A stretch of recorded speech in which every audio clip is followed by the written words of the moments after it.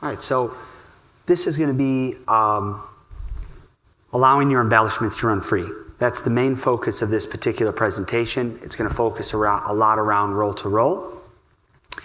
In addition, I also have a couple samples up here, some different sample rolls, as well as a sample book. At any point in time, you can come up, get it, or afterwards. I've left some room to go over and discuss these labels as well as some Q&A.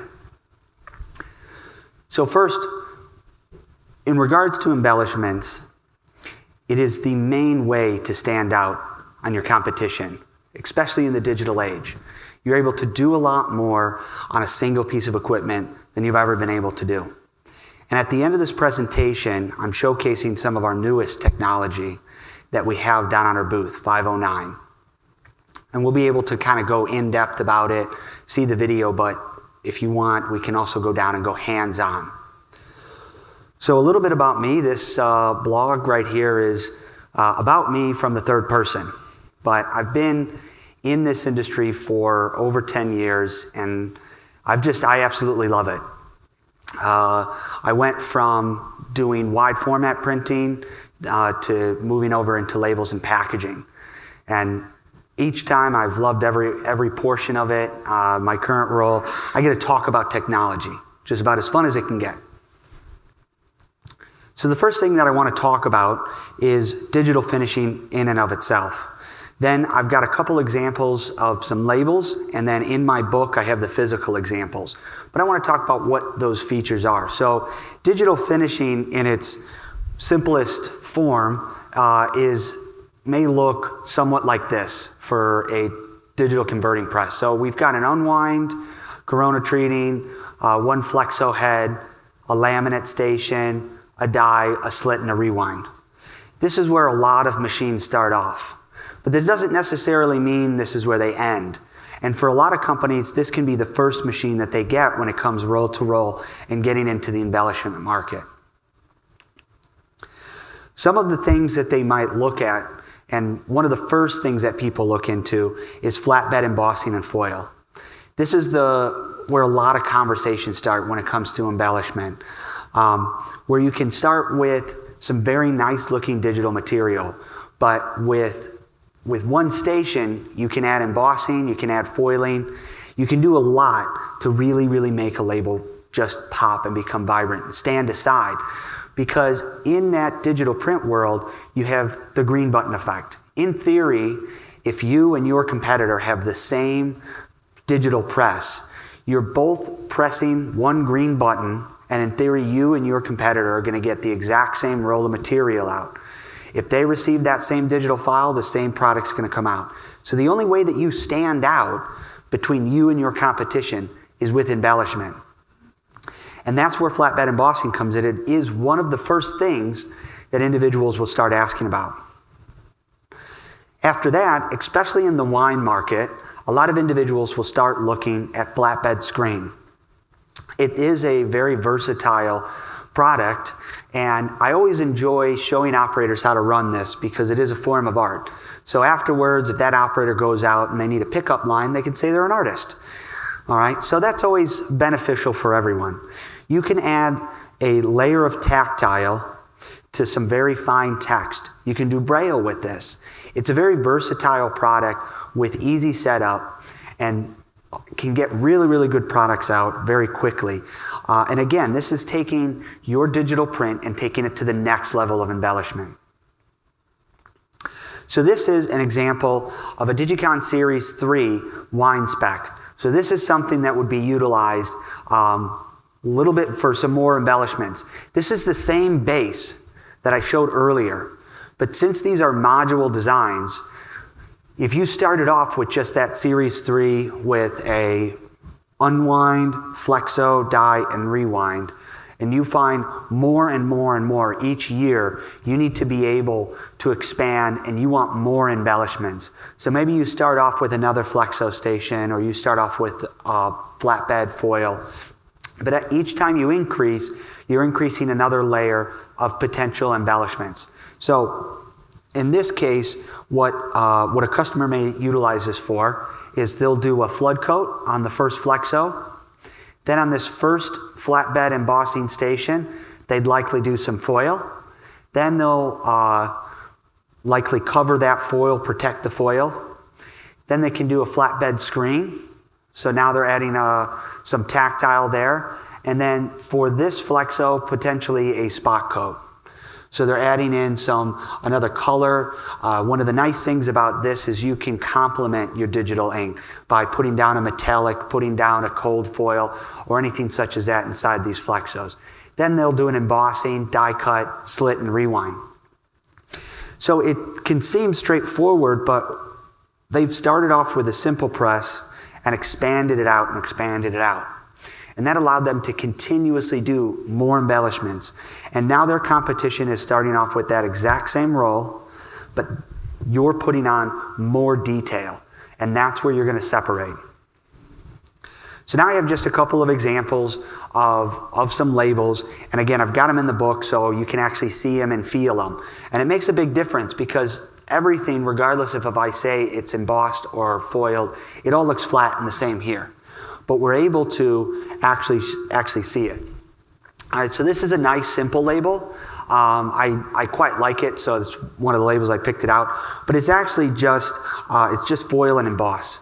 So they've done that on one station in one pass, and it added a lot of depth, in my opinion, to the label, even though it is a relatively simple label. So this one was on a wine bottle, and it just went around the stem. This particular one was interesting. This was done on a wider press, on a 30-inch coater. So this was a shrink sleeve, but they also did a spot coat with the ink, which generally with shrink sleeve, you don't get to see very often a spot coat or be able to do that, or it's a much harder process, especially in the roll-to-roll industry. This is one of the particular labels that I really enjoyed. So this is just a bold label. This is, again, another wine bottle label. So this one is nice and bold. It utilizes a lot of different embellishments in a creative way. So we've got flatbed foil, flatbed emboss, flatbed screen, die cut, and then they did a UV matte coat and a UV spot. So we can see the glint, this right here, up at the top has a tactile finish on it, and then there is a foil for the elk head, foil for the age 19 years. Down here, the cask finish, that's a spot coat, and the black has a matte on it. So this is actually the first label in the book, and they've taken a lot of different elements and applied them. All right. And normally, if you would do that in a conventional world, you would potentially have either multiple passes or multiple pieces of equipment that you might need to do in order to achieve this. So here's just a nice classic label, but they did some flatbed foil, flatbed embossing, die cut. This one has a very, very nice feel to it. So right here, this wave, it's actually a spot UV on top of there. So they did a foil with a spot UV over it. So you get a really, really nice texture to that label. It just kind of calls to you and wants you to pick it up. So I really like that one. I think it has a level of class to it.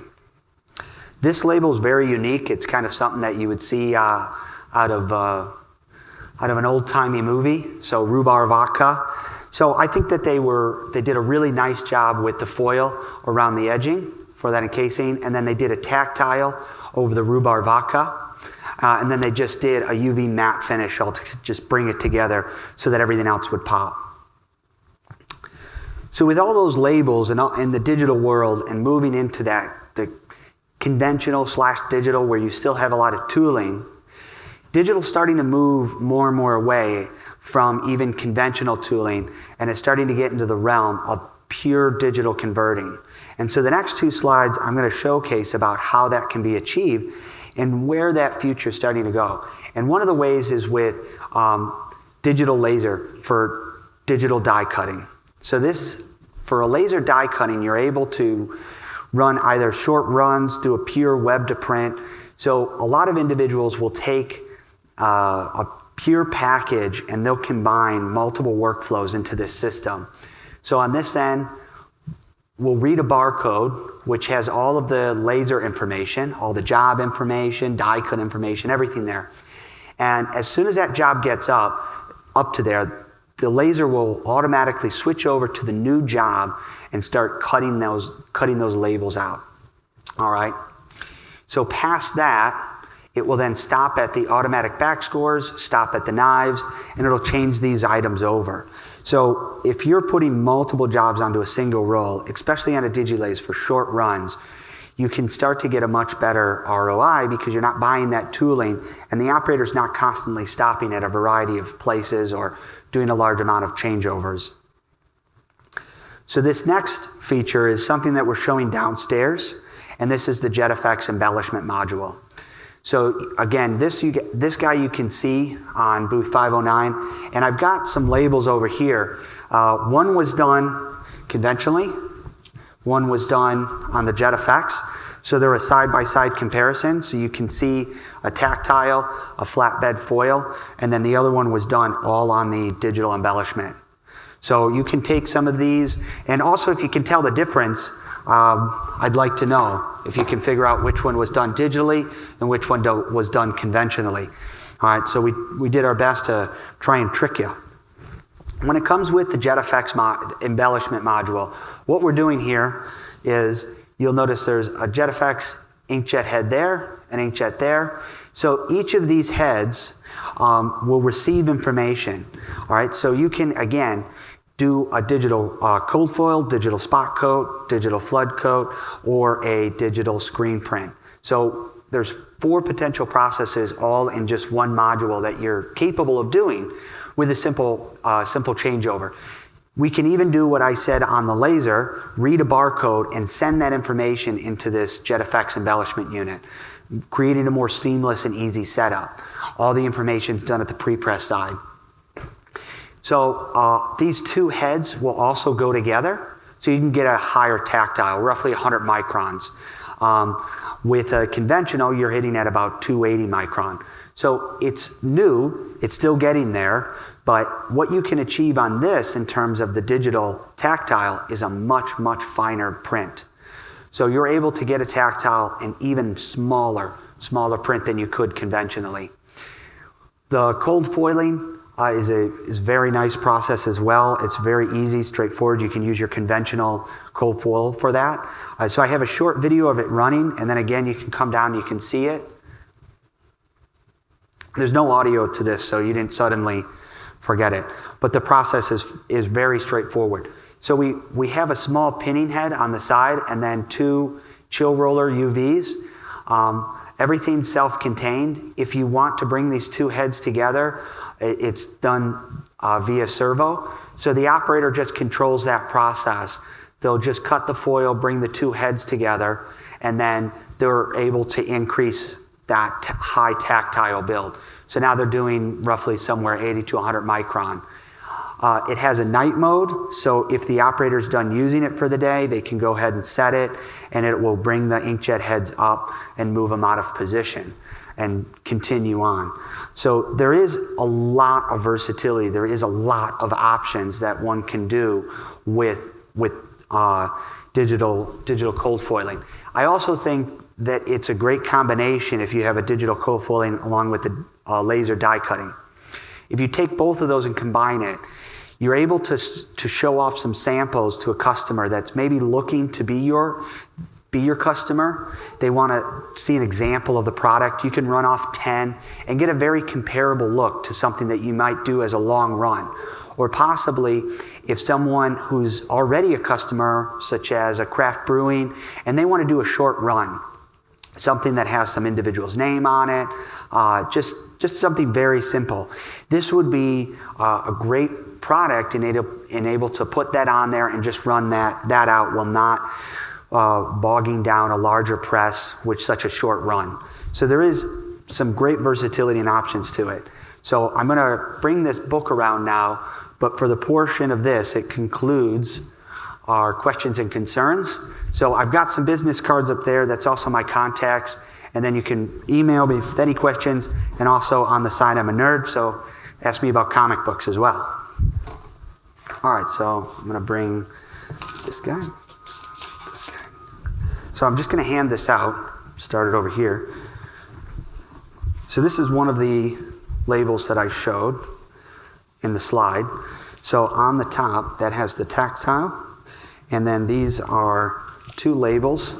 One was ran on a digital, and that was the digital cold foiling. So you can compare the two and see if you're able to determine which is which.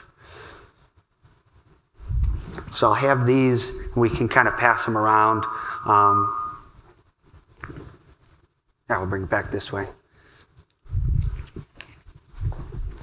All right. Do you see which was which? No. So which one do you think is digital, and which one do you think is done on our Bigfoot and flatbed screen? Screen.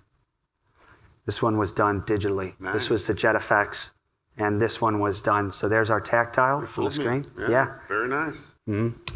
Thank you. There you go. So you can take off some samples, some sample rolls if you'd like. There you go. Does anyone have any questions?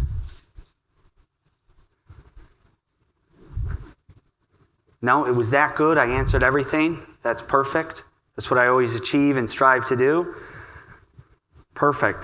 All right, well, that actually concludes my presentation, but I'll hang around for a little bit if you want to talk some one-on-one. Again, I've got some cards up here, and then as well, you can come down to our booth 509. You can see the JetFX embellishment unit running. We're doing the side-by-side comparison, and then we also have a 50-ton flatbed emboss and foil, and then we have our flatbed high-speed screen unit.